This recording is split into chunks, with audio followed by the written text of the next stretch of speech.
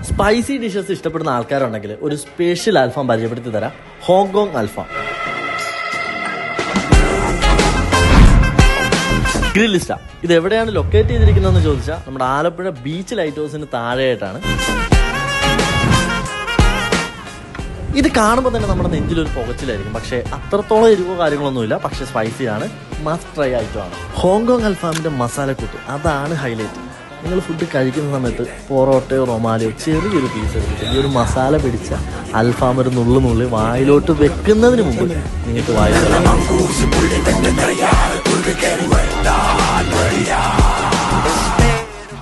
നിങ്ങൾക്കിപ്പോൾ നോർമൽ അൽഫാമാണ് വേണ്ടെങ്കിൽ അതുകൊണ്ട് അതുപോലെ ഒരുപാട് ഫുഡ് ഐറ്റംസ് ഒക്കെ ഉണ്ട്. പക്ഷെ ഞങ്ങൾ ഫോക്കസ് ചെയ്തത് ഈ ഒരു ഹോങ്കോങ് അൽഫാമിലാണ്.